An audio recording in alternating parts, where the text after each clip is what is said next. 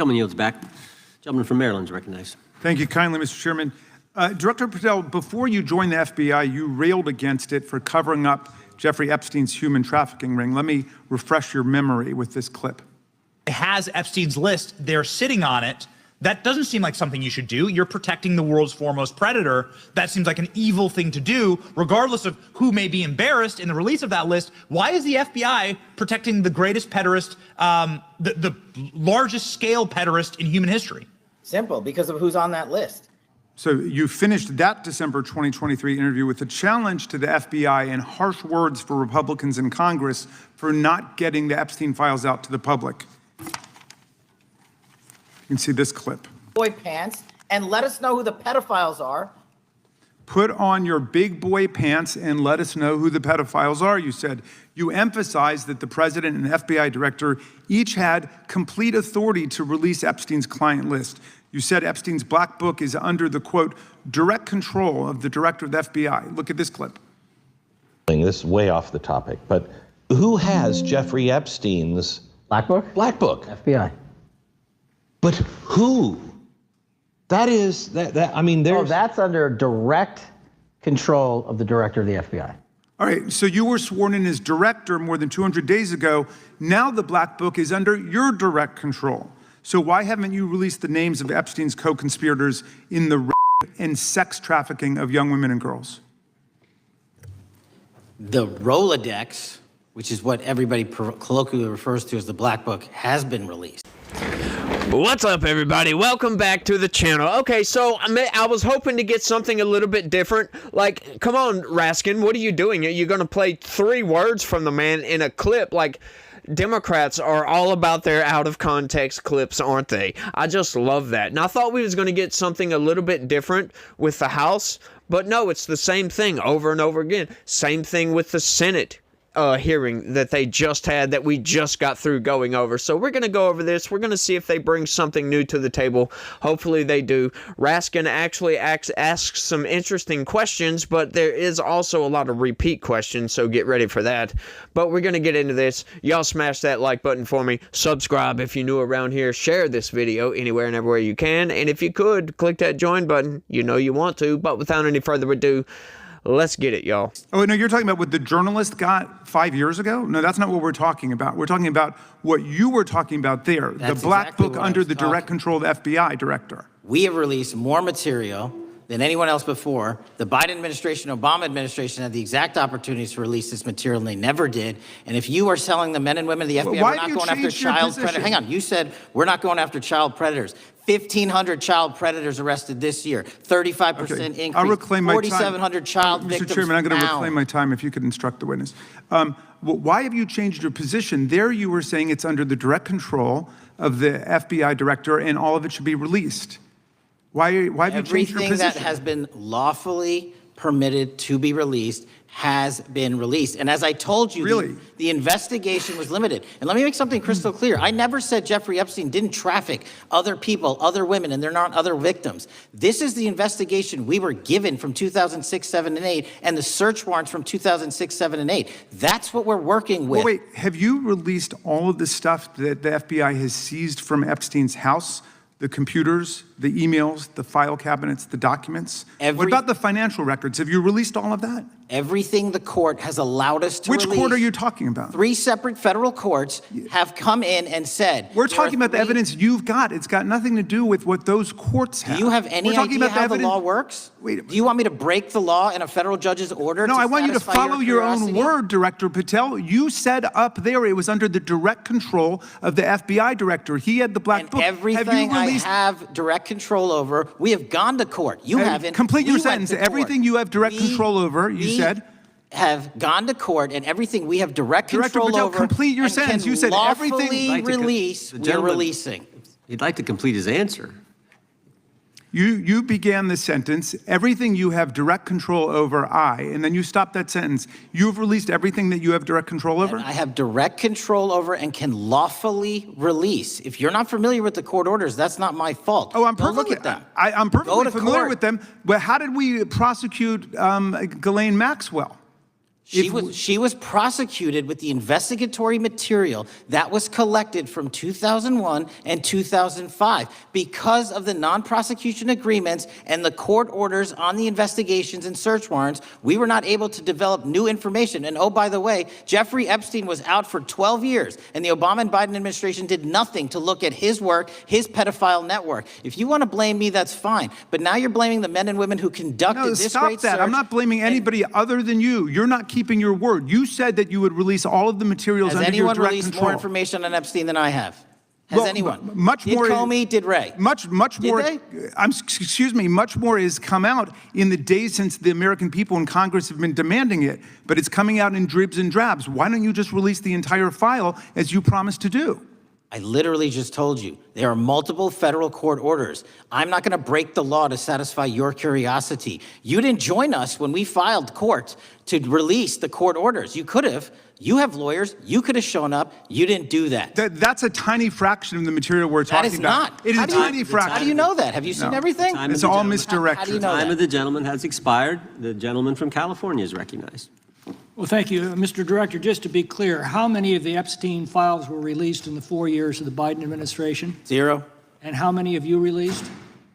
I don't have the number, but it's got to be thousands of pages of stuff. Yeah, I kept that in piece on there just because. How many records were released by the Biden administration? 0. How many have you released? 1,000. So, like, I don't want to hear nothing from these Democrats.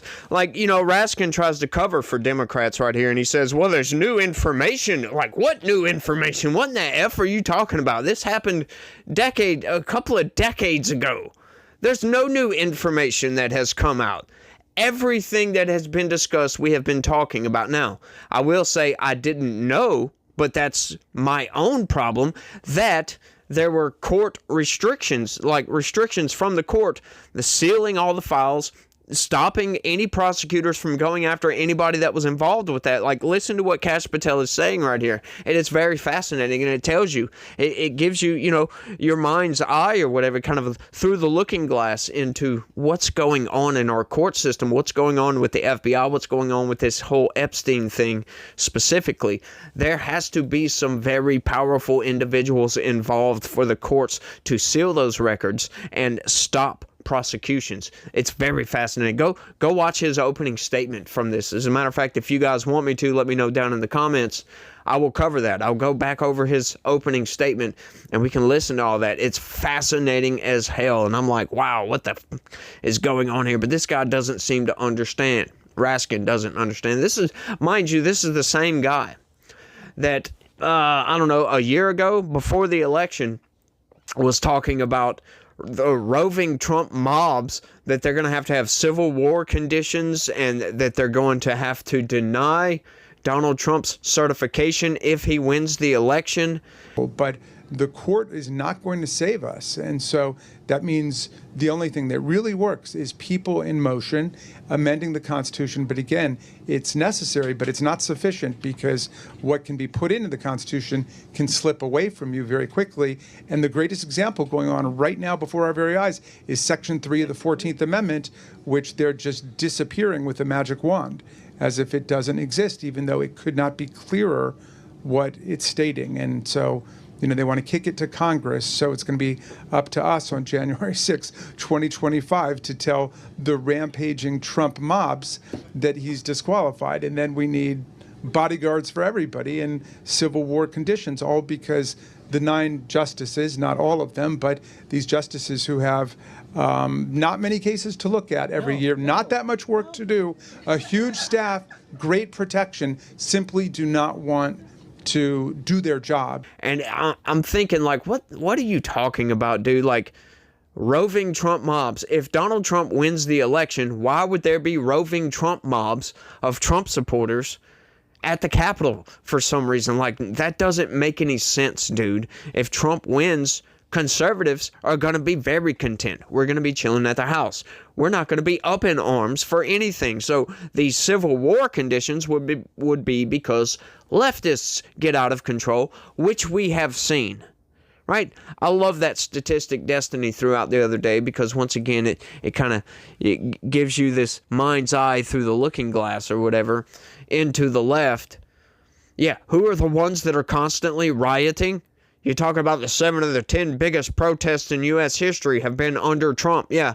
And okay, so those were conducted by who? And how many times did those turn riotous? Like, come on, bring us some new information here. Like, I had a guy leave a comment in one of my Piers Morgan videos earlier today, and he's like, I'm a Republican, and you guys denying that the right wing is way more violent is just pitiful. It's sad. I forget the exact wordage he used, but I'm like, first off, dude, you're not a Republican if you're saying these things, because once again, I bring it back to this, that we can look at the political landscape of this country, the political makeup of everybody in this country. All right, you got the far right, right, which we generally consider to be the white supremacists, the neo-Nazis, and all these people, right? Right. Okay, so then you got the right wing, which is your general conservative. Then you've got the left wing, which is your run-of-the-mill liberal or whatever. Then you got the far left, which is more of your Antifa, the BLMs, and all of these people. I said, look at all these 4 groups. Let's just have these 4 groups, and that's it. We're not even going to worry about independence. Let's just look at these 4 groups. Okay, so you got the white supremacists, you got the conservatives, you got the liberals, and then you got the Antifa and the BLMs and the far left, all right? So where does anything with the conservatives align with the white supremacists? We totally condemn these people. We ostracize these people from polite society, for crying out loud. If these people come out talking about their white supremacists or neo-Nazis, they get shamed into oblivion by not only the conservatives, but by the liberals and the far left. Now, let's look at the liberals. Okay, so do they do the same thing to the far left? No. They're about a single step away from the far left. Yeah, they align quite well. So I don't want to hear anything about some white supremacists in prison, for goodness sakes. Like, look into the statistics. This is what I dared this guy to do. Go look into those studies that you were citing yourself, and come back to me after you look into the methodology and look and see where they're getting this information from. Because, they're only counting deaths. For one, the numbers are way off the charts. Second, they're not counting a lot of the left-wing violence. None. Like we proved right here on this channel. The entire Summer of Love. Come to find out, well, not the entire Summer of Love, but from 2020 to 2023, anything that had anything to do with the BLM riots, the George Floyd protests, essentially, which they still count all the way up until 2023 for some reason. I don't know, but that's the data block that I procured, essentially. And they count 36 deaths, right? From 2020 to 2023. Just in the summer of 2020, there were 25. Okay, so in those studies, the Cato study, to be specific, they list 18 left-wing political deaths. 18. That, right off the jump. Come on, that discredits that entire study. Just automatically discredits that entire study. And they attribute like 40-something, I think it's 47, to the right wing. Like, come on. You go look at the prison deaths. Oh, hang on just a second. That aligns quite well. Like Aaron Danielson up in, I think it was Seattle, where you had this Antifa guy saying, oh, we got a Trump supporter. This is on video, by the way. You can go to X and find it. It's right there. We got a Trump supporter, and then you hear 2 shots. Boom, boom. Guess what? That's not included with that data set. That happened in 2020. You mean to tell me that's not an instance of left-wing political violence? But that's not what we're talking about when we say the left is far more violent. Right? We're not just talking about political deaths. We're talking about all instances of violence, because those things matter. Right? Those things definitely matter, because it's not as if these people are not trying. You go and you see some of these people just getting their butts handed to them, getting beat up, getting jumped, getting mobbed by BLM supporters or Antifa members or something like that. It's much, much more prevalent on the left to attack and assault conservatives, for goodness sakes. Like, we will sit here and condemn, totally condemn, the far right. But will liberals condemn Antifa or BLM? No. As a matter of fact, they cheer for those things. They cheer for that violence. As a matter of fact, knowing the summer of love that BLM and Antifa, that's all they're about, is violence. Terroristic threats, for goodness sakes. Donald Trump has labeled them a terrorist organization. And I saw a corporate press news article trying to say, oh, well, he doesn't have the rule of law behind him to do this. Like, hang on just a second. When you look into it, yeah, there is no specific law that allows you to specifically label a domestic terrorist organization, but Antifa is not domestic, is it? Sure, they're in the United States, but they're also in Germany. They're also all over Europe, as a matter of fact. So, yeah, I think that is a global, a international terrorist organization, which Donald Trump definitely has the right and the legal justification to label Antifa a criminal terrorist organization internationally, as a matter of fact. So, doing that, I think it's a good move. I think it's a real good move. But what the corporate press is trying to do is trying to make you, once again, tell you that Donald Trump is violating the law, even though there is no law, right? Which, once again, there should be now. Maybe we should go and make one that allows him to designate any sort of group as a terrorist organization, right? You want to do that with the neo-Nazis and the white supremacists? I would be the first to sign that petition, for goodness sakes. But would the left do that for Antifa? No, as a matter of fact, they're getting mad about it. What am I going to do about that? So don't come at me with this, oh, the right is much more violent. I'm sorry, that is just a lie. You can show me all the manipulated data you want to, but once again, I've looked at that data. I've looked at the methodology, where they're getting all these specific situations from, and I'm sorry. I don't buy your nonsense. I don't believe your conclusion, because I come to a completely different conclusion when I look at that data set. They can draw whatever conclusions they want to, but I'm going to draw something different, something totally different, because I don't care about prison violence when we're talking about civilian populations here. That's what they're doing. That's the manipulation. I said, don't buy into the propaganda. But, you know, will the guy listen? No, of course, because he's not a Republican. That's why. He's not a conservative, for goodness sakes. But I think I've rambled on for long enough. You guys, y'all let me know what y'all think about all this down in the comments section. Y'all don't forget to smash that like button for me. Subscribe if you're new around here, because we cover news and politics. So y'all check out my regular videos. We go over news articles and figure out how we're being manipulated by corporate press. So, yeah, that's what we do, folks. Because you are being manipulated. And we love to look for the truth, if you will. And we inject a lot of logic into that truth. So y'all do all that. Share this video anywhere and everywhere you can. Click that join button. That's the best thing you could do for me. Help this channel grow.